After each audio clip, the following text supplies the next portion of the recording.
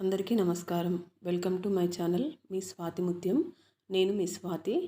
ఎండలు ఎక్కువగా ఉన్నాయండి, జాగ్రత్తగా ఉండండి. మే నెల మధ్యలోకి వచ్చేసింది కదా.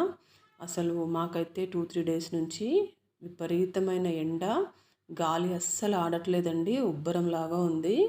హైదరాబాద్లోనే ఇలా ఉంటే ఇంకా ఊర్లలో ఎలా ఉంటుందో అసలు పరిస్థితి. నేనైతే ఇవి మనీ ప్లాంట్స్ కొమ్మలు తెచ్చానండి. అసలు చెట్లు పెడదామని చాలా ఇంట్రెస్ట్ నాకు, కానీ ఎండాకాలం చెట్లు ఏనుకోవు అని చెప్పేసి ఇంకా ఆగిపోయాను. అన్ని బకెట్స్ అన్నీ సిద్ధంగా ఉన్నాయి, కానీ ఇంకా ఎండలకు వద్దులే, ఎండలు కొంచెం తగ్గిన తర్వాత, వర్షాలు స్టార్ట్ అయిన తర్వాత పెడదామని చెప్పేసి ఆగిపోయాను. లైట్గా ఇట్లా వస్తున్నాయి, వేర్లు వస్తున్నాయి. ఇట్లా బాటిల్స్లలో వేసి పెడితే వేర్లు తొందరగా వస్తాయి, తర్వాత మనం నాటుకోవచ్చు అనమాట. మనీ ప్లాంట్స్ బాగా డెకరేషన్ బాగా ఉంటుంది కదండి, అందుకని చెప్పేసి పెడుతున్నాను.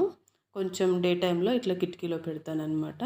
కొంచెం దాంట్లో కూడా కావాలి కదా, వెలుతురు కావాలి కదా, కొద్దిసేపు అట్లా పెట్టేస్తాను.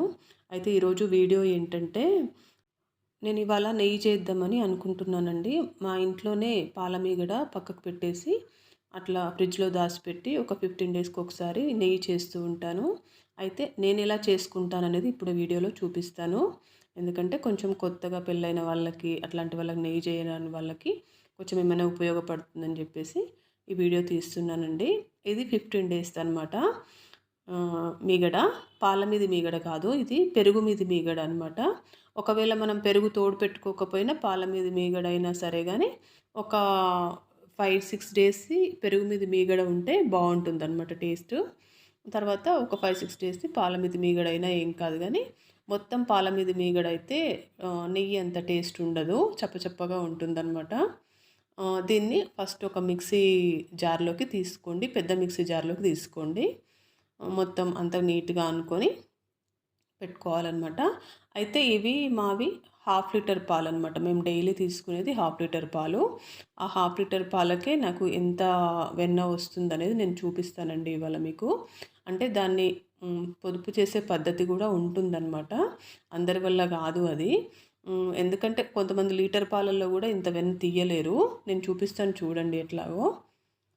ఈ మీగడ ఉంది కదా, మీగడ మొత్తం ఇందులోకి మిక్సీ జార్లోకి వేసుకున్నాను కదా. అయితే ఇందులోకి ఒక గ్లాస్ నీళ్లు పోసుకోవాలి. మొత్తం అయిపోయిందనమాట వేసుకోవడము. మొత్తం అలా వేసుకున్న తర్వాత దీంట్లోకి ఒక గ్లాస్ నీళ్లు పోసుకోండి. అయితే ఈ వెన్న మీగడ ఏంటంటే ఒక 1 అవర్ ముందే ఫ్రిడ్జ్లో నుంచి తీసి బయట పెట్టుకోండి. అప్పుడు మనకు వెన్న తొందరగా పడుతుందన్నమాట. ఊరికే మిక్సీ తిప్పాల్సిన పని ఉండదు. ఒక 1 అవర్ ముందు తీసి బయట పెట్టుకోండి. ఇంకొక విషయం ఏంటంటే, ఎప్పుడైనా 9 లోపే వెన్న తీయండి. 9 తర్వాత వెన్న తీయడానికి ప్రయత్నించొద్దు, అసలు మొత్తం కరిగిపోతుంది, చాలా తక్కువగా వస్తుంది, స్మూత్గా రాదు, మెత్తగా ఇట్లా వస్తుందన్నమాట, లూజ్గా. అట్లా కాకుండా 9 లోపే, మార్నింగ్ 9 లోపే వెన్న తీయడానికి ప్రయత్నించండి. ఈ విషయాలు చాలామందికి తెలియవండి. ఎప్పుడు పడితే అప్పుడు తీసుకోవచ్చులే ఫ్రిడ్జ్లో నుంచి తీసి అని అనుకుంటారు, కానీ చాలా లాస్ అవుతారనమాట. మనం దాచిపెట్టి ఇంకా మొత్తం మజ్జిగలోనే వేస్ట్ అయిపోతుందన్నమాట. అట్లా కాకుండా ఇట్లా చేయండి. ఒకసారి ట్రై చేసి చూడండి ఇట్లాగా. అయితే ఈ మిక్సీ పట్టాం కదా, ఒక్కసారి ఇట్లా ఒక తిప్పితే వచ్చేస్తుందన్నమాట మొత్తం మనకి వెన్న. చాలాసేపు మిక్సీ తిప్పాల్సిన పని కూడా లేదు ఈ ప్రాసెస్లో చేస్తే కనుక. ఒక 1 అవర్ ముందు ఫ్రిడ్జ్లో నుంచి తీసి బయట పెట్టుకోవాలి. అదేవిధంగా 9 లోపే మనము వెన్న తీయడానికి ట్రై చేయాలన్నమాట. అప్పుడే కరెక్ట్గా వస్తుంది ప్రాసెస్ అనేది. ఇట్లా వచ్చింది కదా. ఇప్పుడు మనము దీన్ని వేరే గిన్నెలోకి తీసుకోవాలన్నమాట. మొత్తం ఇట్లా నీట్గా ఊడ్చేసుకోండి. మిక్సీ బ్లేడ్లకి చాలా పడుతుంది కదా, వేస్ట్ అయిపోతుంది.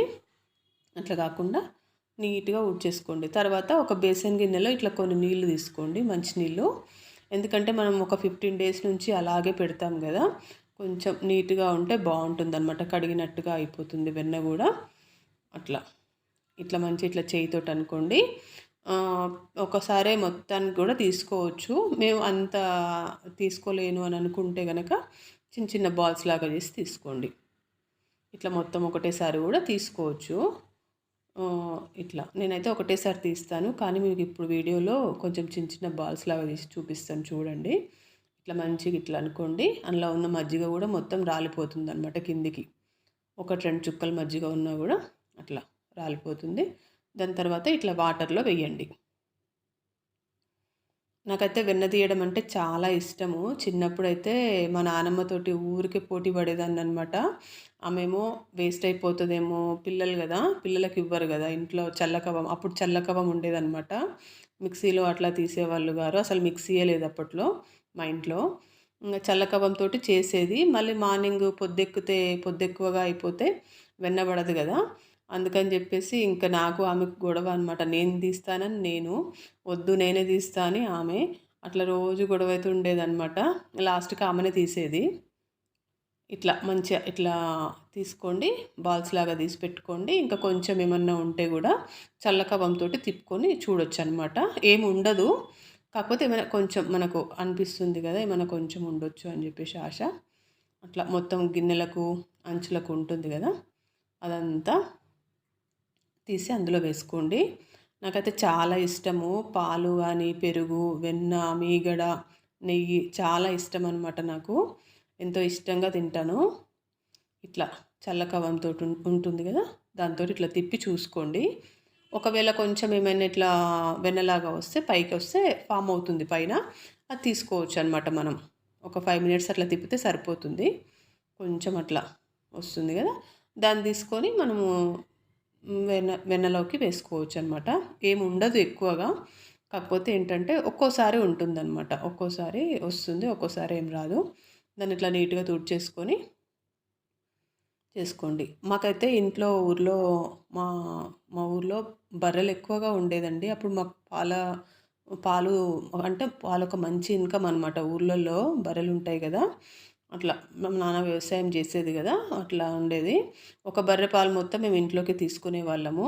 మంచిగా మీగడ, వెన్న నేనైతే మార్నింగ్ పాలది మొత్తం మీగడ నేనే తినేదాన్ని.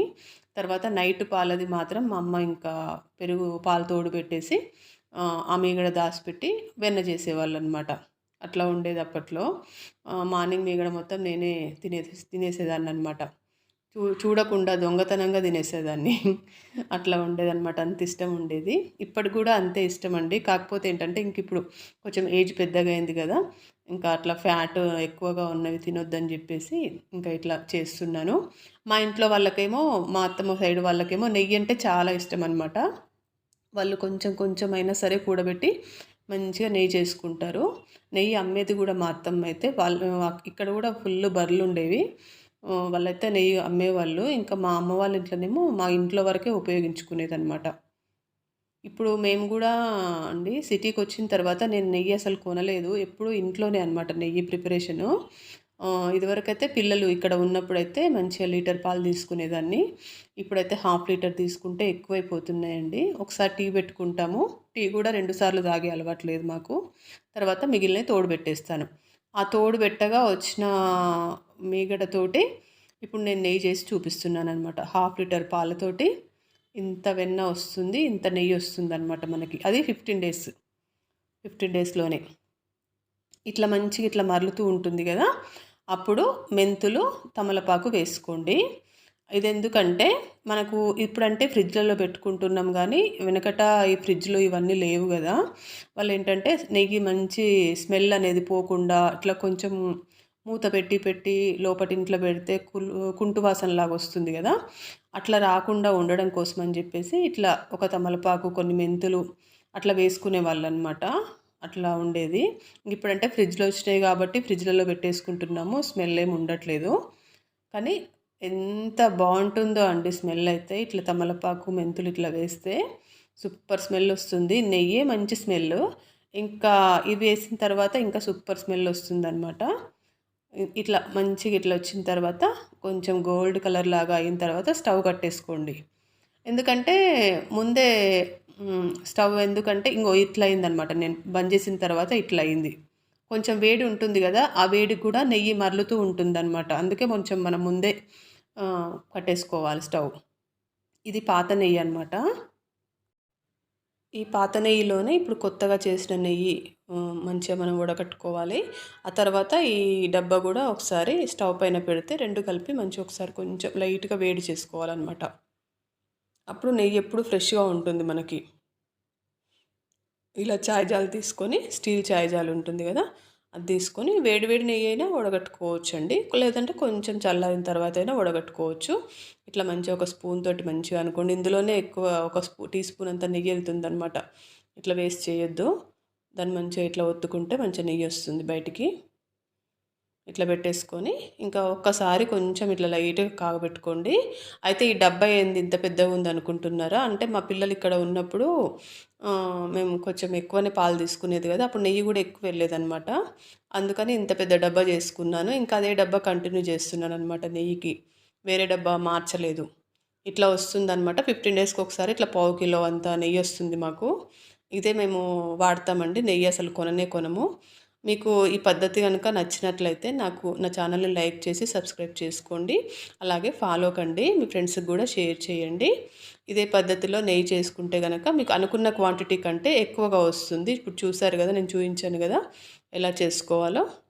ఒకసారి ట్రై చేసి చూడండి. Thanks for watching.